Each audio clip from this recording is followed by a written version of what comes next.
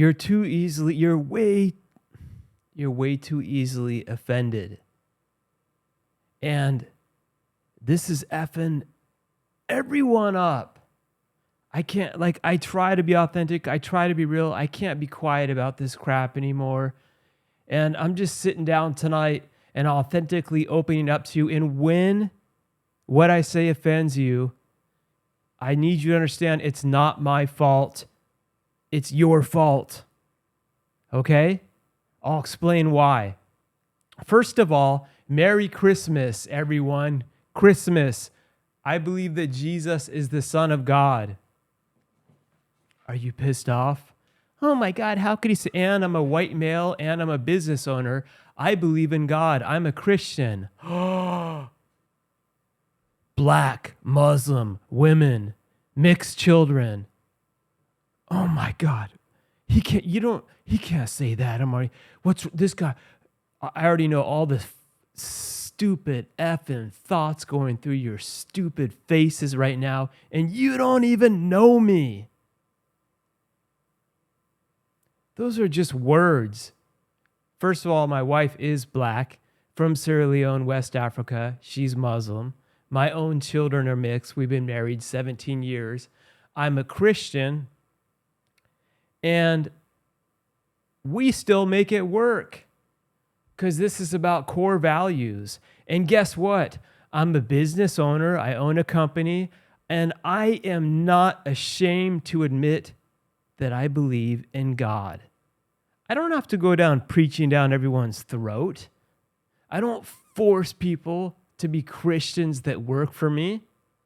But what I make sure is that they have the same core values that I have. That goes with all the people in my life. You're so quick to get offended about the stupidest things. And here's what I love about this. Here's what I effing love. Look. This hasn't come up as an issue. I think maybe in my 17 years of being a business owner, but I have all different types of religions that work for me, ethnicities, sexual preferences. I don't care. I care about what's their core values. Are they a good worker? Do they care about the job? Do they have character? But what's funny is every year when I write the Christmas bonuses, I've never had one of my atheists come up to me and be like, I don't believe in God or Christmas or Jesus, Mark. Take this money back. Oh my God. You idiots will sit and write a 20-page paragraph of how Target wrote Merry Christmas on their wall. Let's not shop there. And I guarantee you, if your boss comes and writes you a $2,000 Christmas bonus, you're not going to say a damn thing. What does that say about you? Your boss, the owner, is the one giving out of his heart. And you're sitting there dwelling on all this stupid nonsense, allowing yourself to be offended. Look, you can shut me off right now. You have the choice. And I don't care. I don't care. If you don't want to watch me, shut it off. So why are you still, shut this off. Like right now, if you're already offended, why are you here? Like effing leave. I don't want you here. I don't care. I don't care. I don't care. Oh my God. You're never going to go to the next level in life. Listen, we're coming into the new year, and I don't do these resolutions and all this crap. I'm just here to freaking school your ass on life. The reason why you're never going to make it to the next level as a leader is because, let me ask you this number one question. Would you rather people like you or respect you? You don't even know what the difference is. This is what's killing you. This is what's holding you down. My God, you're too busy people pleasing everyone. And to be a leader, you have to make the difficult decisions with the right heart, with the right core values, of course, with character, to do what's best for the mission and for the team. And at times, of course, not everyone's going to agree with you or like you, but God damn it, when you continue to go forward and do what you say you're going to do, there's honor that comes with that. And over time, people begin to respect you over these stupid, wishy-washy people getting on every little cancel culture movement because, oh, this is popular now. I want everyone to like me if I agree with this. Oh, let me agree with this. And you freaking stand for nothing. Just like Martin Luther King said, and this is so dangerous, and you fall for everything. I've had people, listen, in my earlier years, I wanted to be liked as the owner, as the leader by everyone. I didn't want to fire anyone. I wanted it all to be kumbaya and everything's going to be perfect and we'll work it out. And I'll go to God and I'll pray, God, change this person so it will get better so I don't have to deal with conflict as a leader.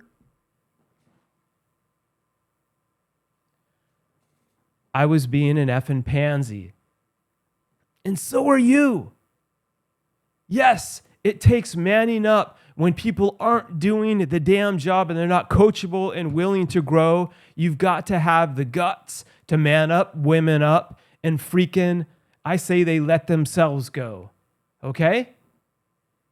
Because you have enough respect for yourself and your core values and the mission to know that's bigger than momentarily letting this person like you. And let me explain the difference between like and respect.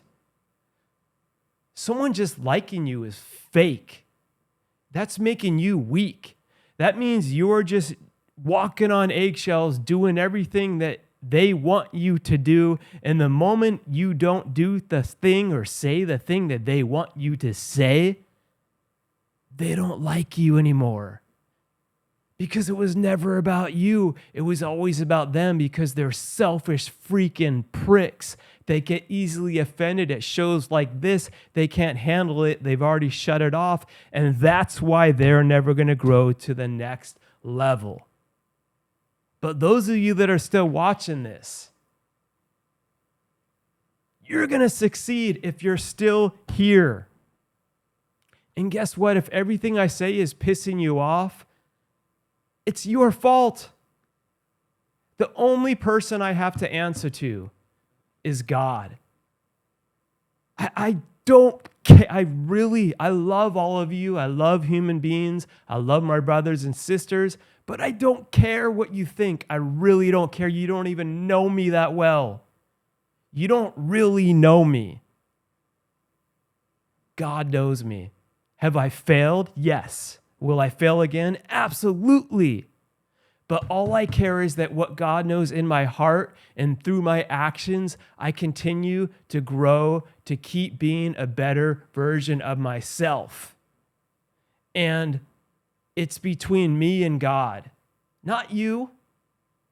That's why I don't give a damn about these stupid idiots that are like, should I say Merry Christmas? Or are they going to get...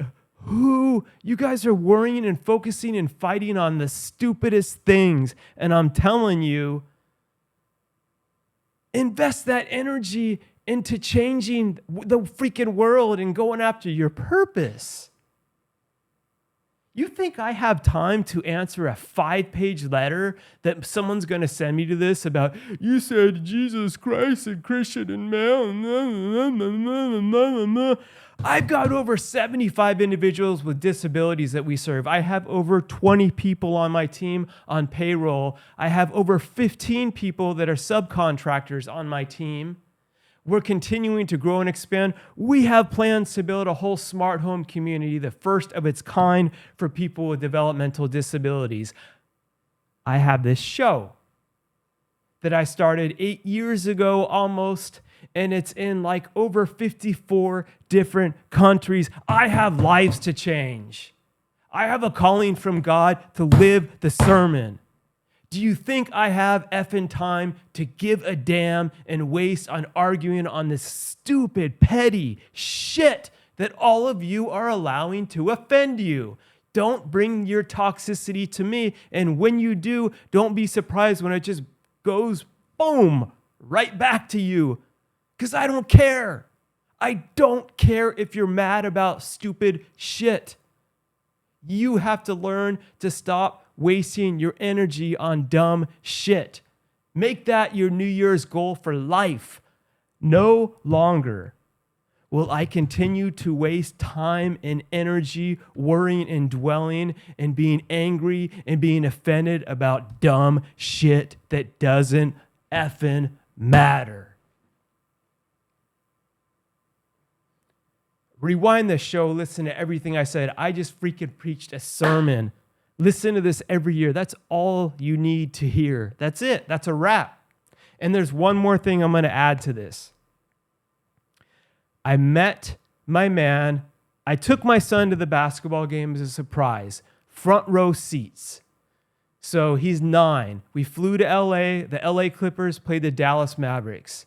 And my son's favorite basketball player, his hero, they say you don't ever meet your heroes.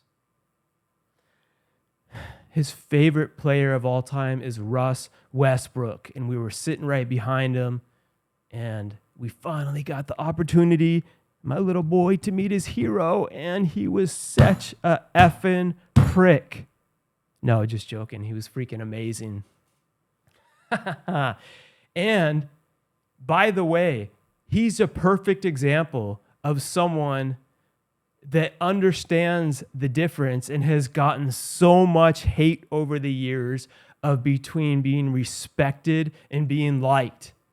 And you'll see, if you haven't seen it yet, the post, the clip of him giving my son a hug, and my son giving him this huge, genuine hug, only the childish like wonder of a little boy can do, that went viral.